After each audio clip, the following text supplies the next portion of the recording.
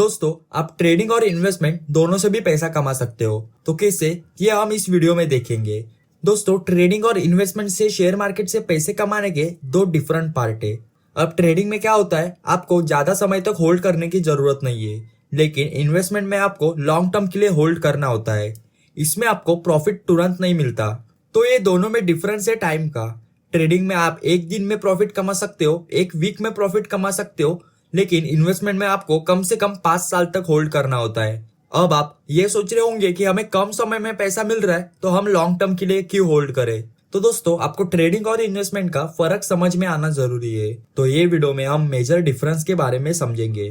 तो सबसे पहले समझते हैं ट्रेडिंग और इन्वेस्टमेंट के कॉन्सेप्ट को। अब देखो, इन्वेस्टमेंट में क्या होता है, लोग अच्छे कंपनी के शेयर में फंडामेंटल एनालिसिस करके वो शेयर फंडामेंटल अगर अच्छे हो तो उसे लॉन्ग टर्म के लिए बाय कर लेते हैं। और वही दूसरी तरफ एक ट्रेडर सिर्फ टेक्निकल एनालिसिस को करके आज ही शेयर को बाय या सेल कर लेता है।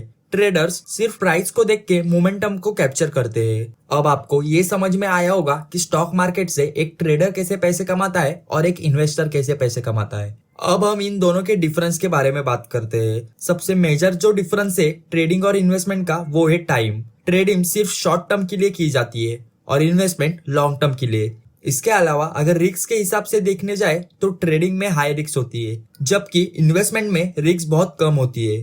अब ऐसा नहीं है कि इन्वेस्टमेंट में रिस्क बिल्कुल नहीं होती। हो सकता है शॉर्ट टर्म के लिए शेयर प्राइस गिर जाए, कंपनी का मार्केट प्राइस आधे पे आए, लेकिन आपने अगर कंपनी अच्छी चुनी है तो लॉन्ग टर्म में वो शेयर प्राइस जरूर बढ़ेगी। और इसी वजह से ही इन्वेस्टमेंट में रिस्क बहुत कम हो जाता है। आपको लॉन्ग टर्म के लिए शेयर बाय करना है तो फंडामेंटल एनालिसिस आना जरूरी है। आपको अगर डिटेल में फंडामेंटल एनालिसिस सीखना है तो मुझे कमेंट सेक्शन में बता देना। इन्वेस्टमेंट में आपको कंपाउंडिंग का फायदा मिलता है, वही ट्रेडिंग में आपको पावर ऑफ कंपाउंडिंग देखने नहीं मिलता। अगर आप लॉन्ग टर्म के लिए शेयर बाय करते हो तो उस पे हमें कम ब्रोकरेज देना होता है, वही अगर आप ट्रेडिंग करते हो तो आपको ब्रोकरेज भी ज्यादा लगता है, क्योंकि ट्रेडिंग में आप बहुत ट्रांजेक्शन करते हो, इस वजह से आपको ब्रोकरेज भी ज्यादा देना होता है।